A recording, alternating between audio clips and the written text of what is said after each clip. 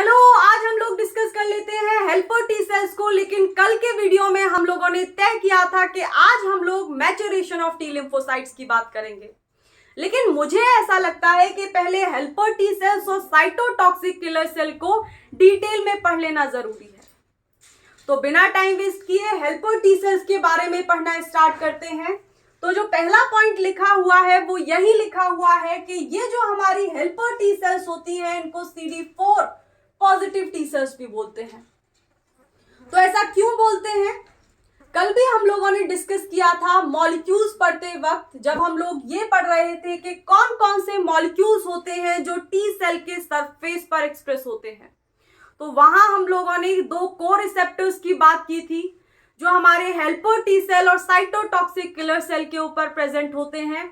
अगर नहीं याद आ रहा तो इधर देख लो। मान लो ये हमारी हेल्पर टी सेल है और इधर देखो ये वाली सेल मान लो साइटोटॉक्सिक किलर सेल है।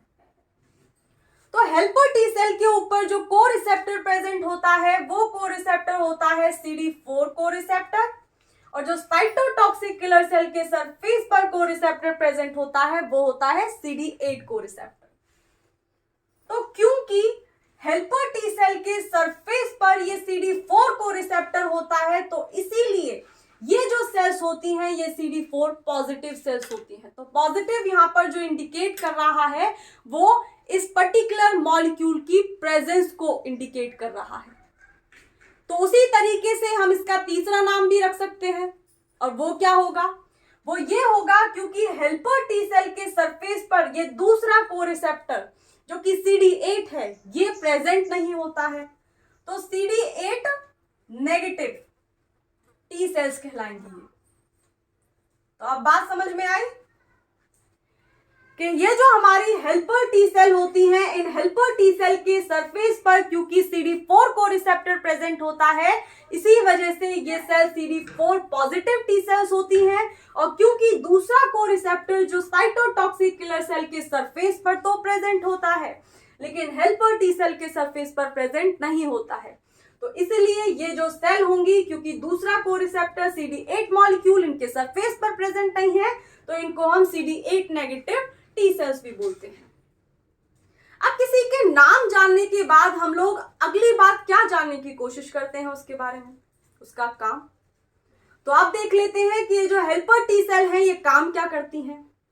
तो ये जो हमारी हेल्पर टी सेल है ये एक्सोजीनस पेप्टाइड के साथ इंटरेक्ट करती हैं। इधर देखो, यहां से समझने में आएगा। मान लो कि होस्ट की बॉडी के अंदर कोई फॉरेन पैथोजन एंटर कर गया, लेकिन वो फॉरेन पैथोजन कैसा होना चाहिए? वो एक एक्सोजीनस एंटीजन होना चाहिए। और एक्सोजीनस एंटीजन जैसे क्या? जैसे कोई टॉक्सिन है, जैसे कोई साइटोसोलिक प्रोटीन है, जैसे कोई मेम्ब्रेन का प्रोटीन है। तो ये सारी चीजें इंक्लूड होती हैं एक्सोजीनस एंटीजन के अंदर। लेकिन वहीं हम एंडोजीनस एंटीजन की बात करें तो जैसे कोई वायरस का प्रोटीन हो, और उस वायरस के प्रोटीन या एंडोजीनस एंटीजन को कौन सा सेल्स पकड़ती हैं? Cytotoxic killer cells. वहां पर ये हेल्पर टी सेल का कोई योगदान नहीं होता। तो मान लो होस्ट की बॉडी के अंदर कोई एक्सोजीनस एंटीजन एंटर कर गया, और एंटर करने के बाद जो हमारी एंटीजन प्रेजेंटिंग सेल्स होती हैं वो हमारे होस्ट की बॉडी के अंदर सर्कुलेट करती रहती हैं।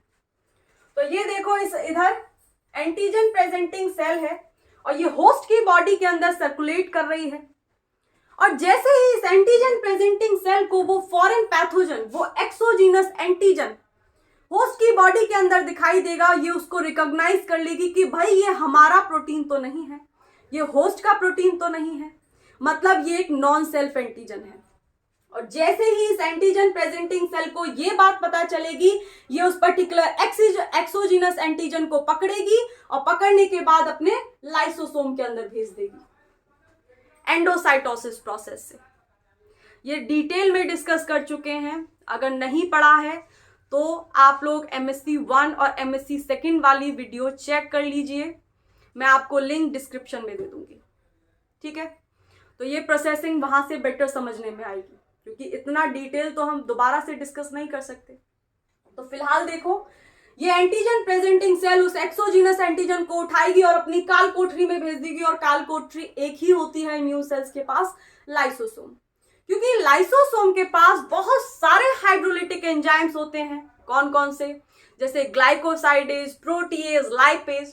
और क्योंकि इसका पीएच भी एसिडिक होता है, तो वो जो हमारा पूरा प्रोटीन का मॉलिक्यूल था, जो फॉरेन पैथोजन के प्रोटीन थे, उस प्रोटीन को ये बहुत सारी पेप्टाइड चेन में कन्वर्ट कर देता है, अलग अलग साइज की, अलग अलग सेट की। तो ये जो प्रोटीन था, जो हमारा एक्सोजीनस एंटीजन था, पूरा प्रोटीन का मॉलिक्यूल उसका कीमा बन गया, और कीमा बनने के बाद बहुत सारी पेप्टाइड की चेन्स में कन्वर्ट हो गया। और क्योंकि ये पेप्टाइड चेन्स हमारे लाइसोसोम के अंदर प्रेजेंट होंगी, लेकिन एंटीजन प्रेजेंटिंग सेल के अंदर जो एमएससी सेकेंड होगी वो एंडोप्लाज्मिक रेटिकुलम में होगी।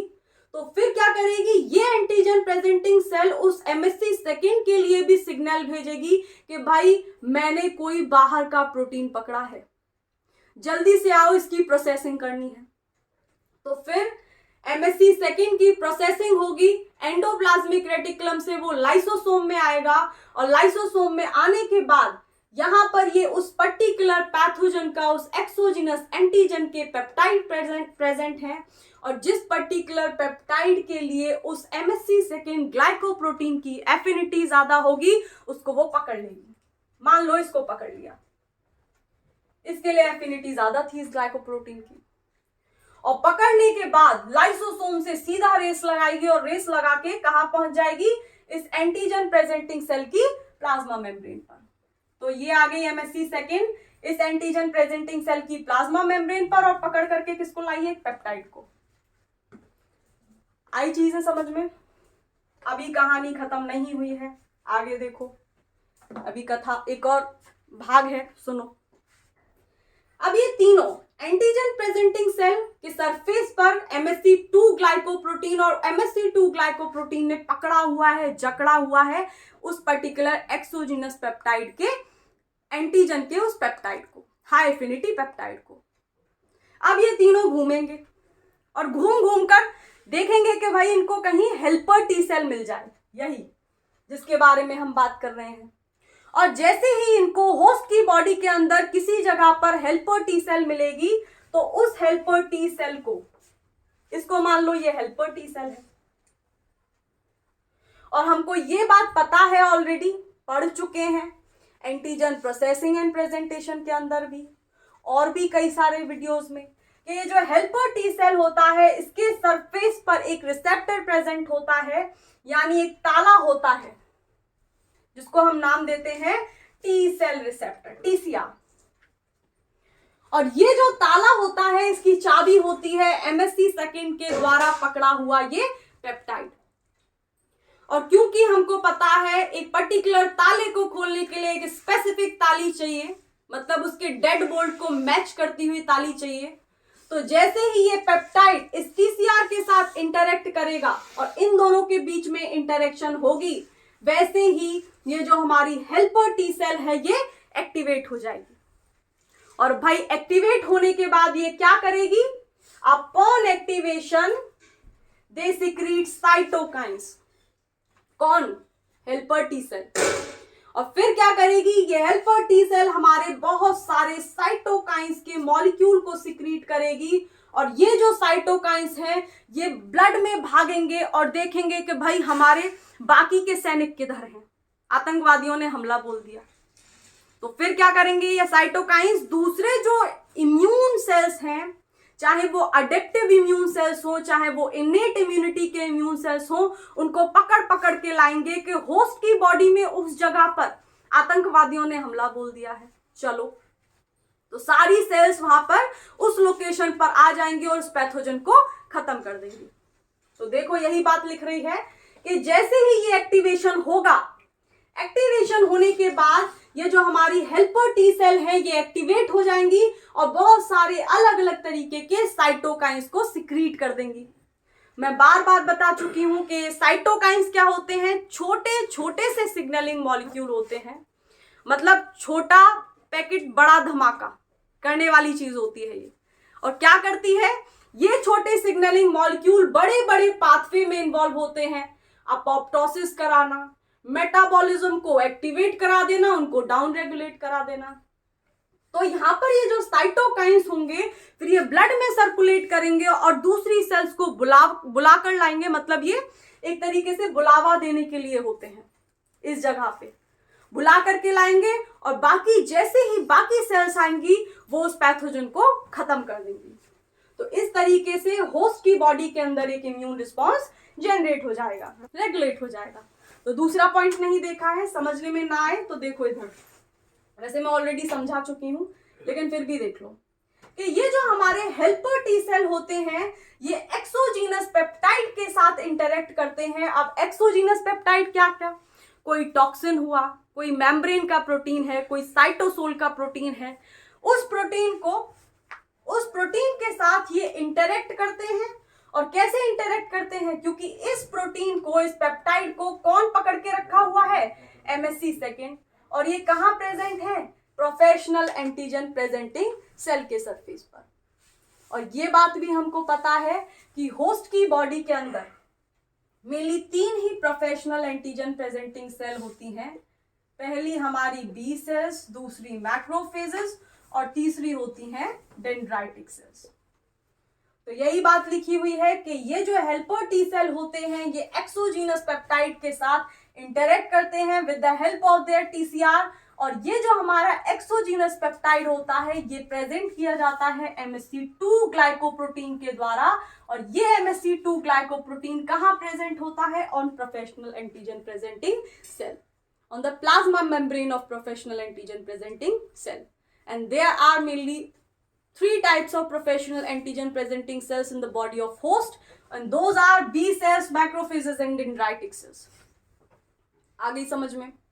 और अगली प्रोसेसिंग, अगली कथा का भाग हम ऑलरेडी सुन चुके हैं कि जैसे ही ये हेल्पर टी सेल एक्टिवेट होगा और एक्टिवेट होने के बाद से साइटोकाइंस प्रोड्यूस करेंगे और ये साइटोकाइंस हमारे इम्यून रिस्पॉन्स को जनरेट कर देंगे।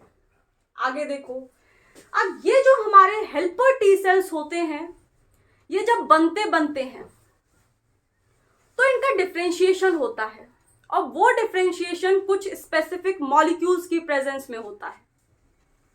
तो वो मॉलिक्यूल्स कौन कौन से होते हैं और डिफरेंशिएट होने के बाद ये हेल्पर टी सेल कौन कौन सी सब टाइप वाली सेल्स में कन्वर्ट होते हैं वो देख लो। तो ये जो हमारे हेल्पर टी सेल्स होते हैं ये डिफरेंशिएट होते हैं बहुत सारी तरीके की अलग अलग सेल टाइप्स में, जिनको हम सब टाइप्स नाम देते हैं। और वो कौन कौन सी हैं, TH1 cell, TH2 cells, Treg and T17 cells. अब हो क्या रहा है वो देखो उधर से। मान लो कि ये हमारी नाइव TH सेल है, अभी अभी पैदा हुई है, नई नई बनी है और ये हमारी कहाँ प्रेजेंट है, थाइमस के अंदर। अब क्या होगा, ये जो नाइव टी सेल है इसका डिफरेंशिएशन होगा और अगर वो डिफरेंशिएशन इन फैक्टर्स की प्रेजेंस में हो रहा है, इंटरफेरॉन गामा या फिर IL-12 की प्रेजेंस में, देन उस केस में ये जो नाइव TH सेल है ये एक स्पेसिफिक तरीके के सब टाइप को बनाएगी जिसका नाम है TH1 सेल। ठीक है, वैसे ही अगर ये डिफरेंशिएशन इस TH सेल का IL-4 की प्रेजेंस में हो रहा है देन दूसरा सब टाइप बन जाएगा TH2। अगला देखो, अगर RA मतलब रेटिनोइक एसिड और TGF बीटा मतलब ट्रांसफॉर्मिंग ग्रोथ फैक्टर बीटा, अगर इनकी प्रेजेंस में, इन फैक्टर्स की प्रेजेंस में इस नाइव टी सेल का डिफरेंशिएशन होगा देन जो हमारा सब टाइप बनेगा वो Treg होगा। और लास्ट देखो, अगर IL-6 और ट्रांसफॉर्मिंग ग्रोथ फैक्टर बीटा की प्रेजेंस में अगर हमारा डिफरेंशिएशन होगा इस नाइव TH सेल का देन हमारी अगला सब टाइप बन जाएगा जिसको हम TH17 बोलते हैं। आगे क्या होगा, ये जो सब टाइप्स होंगे, ये जो अलग अलग तरीके की ये TH सेल से सेल बन गई हैं, ये अलग अलग तरीके के साइटोकाइंस सिक्रीट करती हैं और वो जो साइटोकाइंस होते हैं वो उनके काम बिल्कुल अलग अलग होते हैं। यानी जो काम TH1 से बनने वाले साइटोकाइंस करेंगे वो TH2 से बनने वाले नहीं करेंगे। तो बात समझ में आ रही है। और ये साइटोकाइंस क्या करेंगे, होस्ट की बॉडी में रिस्पॉन्स जनरेट कर देते हैं। ये तो समझने में आई बात हेल्पर टी सेल के बारे में। अब क्योंकि बहुत लंबी वीडियो हो जाती है तो हम लोग एक एक करके इन सब टाइप्स को उठाने वाले हैं। पहले हम लोग TH1 के बारे में डिटेल में पढ़ेंगे, देन हम लोग TH2 के बारे में, then Treg and then T17। तो एक एक वीडियो में करेंगे इनको कंप्लीट। तो जुड़े रहिए हमारे साथ। अगर आप लोगों को मजा आ रहा है then please subscribe the channel and please like it and share it to your friends, ताकि वो इतने मजे से आप लोगों के साथ पढ़ सकें। तो इसी के साथ हम लोग आज के लेक्चर को खत्म करते हैं एंड बाय।